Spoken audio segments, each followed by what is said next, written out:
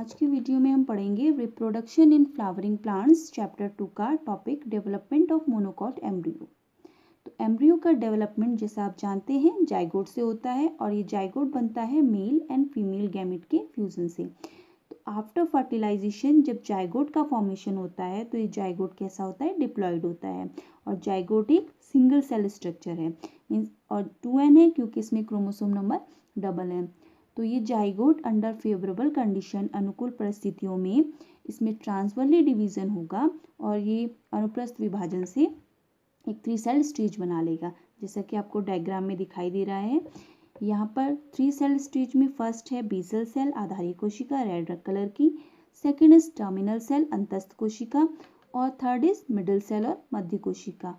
जो basal cell है उसका डेवलपमेंट होगा माइक्रोपाइल की ओर और जो टर्मिनल सेल है उसका डेवलपमेंट होगा चलाजा एंड की ओर। Chalaza is the base of the ovule और micropyle is the tip of the ovule, जैसा कि आपको यहाँ पर मैंने शो करा है। तो बात आती है इन तीनों सेलों का क्या फंक्शन है।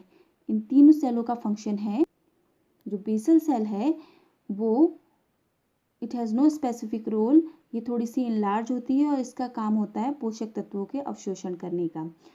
सेकेंड इज मिडिल सेल, जो मोनोकॉट एम्ब्रियो के जो मेन पार्ट्स होते हैं वो किससे डेवलप होते हैं, मिडिल सेल से, जैसे कि epicotyl, hypocotyl, coleoptile, coleorhiza, suspensor cell, ये सारे डेवलप होते हैं मिडिल सेल से। तो मिडिल सेल का यहाँ बहुत ही इंपॉर्टेंट रोल है जो आपको हरे रंग की या ग्रीन कलर की शो हो रही है। सेकेंड इज जो टर्मिनल सेल है, टर्मिनल सेल से डेवलप होता है कॉटिलिडॉन्स या बीजपत्र का निर्माण। तो यहाँ पर मोनोकॉट एम्ब्रियो में जाइगोट जो है वो एक 3 सेल स्टेज बनाता है, basal, terminal and middle cell. जबकि डाइकॉट एम्ब्रियो में हमने पढ़ा था कि जो जाइगोट है वो एक 2 सेल स्टेज बना रहा है, basal cell and terminal cell. तो बेसिकली इन दोनों में डिफरेंस है मोनोकॉट एम्ब्रियो और डाइकॉट एम्ब्रियो में। डाइकॉट एम्ब्रियो में जाइगोट का डिवीजन 2 सेल में होगा, बेसल एंड टर्मिनल, और मोनोकॉट एम्ब्रियो में जाइगोट का डिवीजन होगा 2 सेल स्टेज में, बेसल, मिडिल एंड टर्मिनल। तो ये बेसल, टर्मिनल और मिडिल सेल इन तीनों का ये कैसे डिवाइड होती हैं, किस प्रकार से ये कार्य करती हैं और इनसे एक एम्ब्रियो का डेवलपमेंट कैसे होता है, आइए वो पढ़ते हैं। तो जो बेसल सेल है यहाँ पर जो रेड कलर की आपको शो हो रही है ये वाली, उसका कोई स्पेसिफिक रोल नहीं होता है, वो एज इट इज़ रह जाती है और इसका काम होता है सिर्फ पोषक तत्वों के न्यूट्रिशन के अब्जॉर्प्शन में। जो मिडिल सेल है, मिडिल सेल जो आपको यहाँ हरे रंग की शो हो रही है, मिडिल सेल, उसमें रेपिडली मल्टीप्लिकेशन डिवीजन होगा, वो डिवाइड करेंगी, हर डायरेक्शन में डिवाइड करेंगी और बना लेंगी कोशिकाओं का एक समूह और मास ऑफ द सेल। और जो टर्मिनल सेल है उससे क्या बनेगा, एक सिंगल कॉटिलिडॉन बनेगा, क्योंकि हम मोनोकॉट की बात कर रहे हैं तो यहाँ कितने कॉटिलिडॉन बनेंगे, ओनली 1 और सिंगल कॉटिलिडॉन। तो बेसल सेल, टर्मिनल सेल और मिडिल सेल से एक एम्ब्रियो का डेवलपमेंट किस प्रकार से होता है, ये कैसे इनलार्ज होती हैं, इस डायग्राम में वो शो किया है। तो जो बेसल सेल है, बेसल सेल यहाँ पर सिंपली ऐसे ही रह जाएगी और सिर्फ ये न्यूट्रिशन एब्जॉर्ब करेगी और एम्ब्रियो कुछ समय बाद ये डीजेनरेट हो जाती है। उसके बाद जो मिडिल सेल है, मिडिल सेल कुछ इस प्रकार से, इस टाइप से इनलार्ज होगी, जैसा कि आपको हरे ग्रीन कलर का यहाँ पर आपको शो हो रहा है, इस टाइप से इनलार्ज हो जाएगी। और इसके इस वाले पोर्शन को बोला जाता है, जो यहाँ पर कर्व टाइप का दिखाई दे रहा है, इसको बोला जाता है भ्रूणीय अक्ष और एम्ब्रायोनल एक्सिस। इस मिडिल सेल के जो टिप वाला पोर्शन है उसे कहा जाता है कोल्यूप्टाइल और उसके नीचे होता है प्ल्यूमुल। कोल्यूप्टाइल जो प्ल्यूमुल को प्रोटेक्शन देता है। यहाँ आपको जो नीचे बेस में शो हो रहा है ब्लू कलर का वो है कोलियोराइजा। कोलियोराइजा जो है रूट को प्रोटेक्शन देता है। और रेड कलर की जो आपको शो हो रही है ये भी मिडिल सेल से डेवलप होती है, इसे कहते हैं सस्पेंसर सेल और निलंबक कोशिका। यहाँ पर जो सस्पेंसर सेल आपको दिखाई दे रही है वो डेवलप होती है मिडिल सेल से, लेकिन जो डाइकॉट एम्ब्रियो में बेसल किससे डेवलप हो रही थी, बेसल सेल से।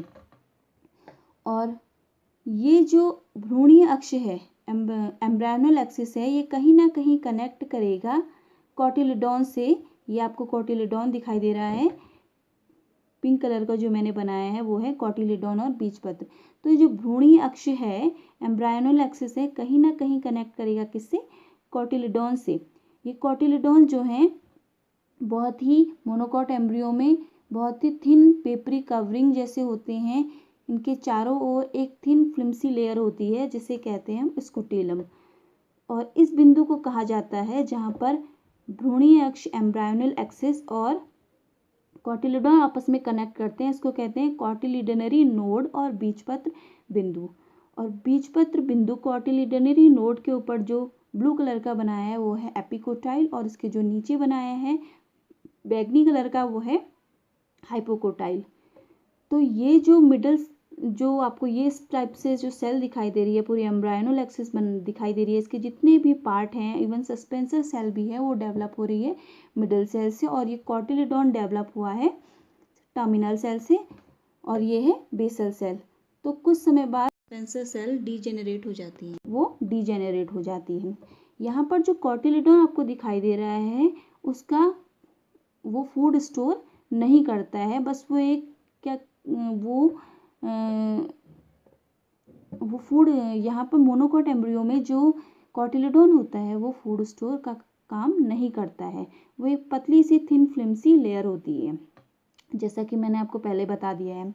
तो आइए जानते हैं स्ट्रक्चर, एक मोनोकॉट सीड का स्ट्रक्चर। यहाँ मैंने बनाया है मक्के का बीज। इस बीज को हमने दो पोर्शन में डिवाइड कर दिया है। एपिथीलियम, एक पतली सी लेयर एपिथीलियम या उपकला से ये दो अनइक्वल पार्ट्स में डिवाइड हो जाता है। ऊपर के पार्ट को कहते हैं एंडोस्पर्म। एंडोस्पर्म ट्रिप्लॉइड होता है, इसमें क्रोमोसोम नंबर त्रिगुणित होता है। और नीचे का जो स्मॉलर पोर्शन है उसे कहते हैं एम्ब्रायनल पार्ट, और ये है एंडोस्पर्म।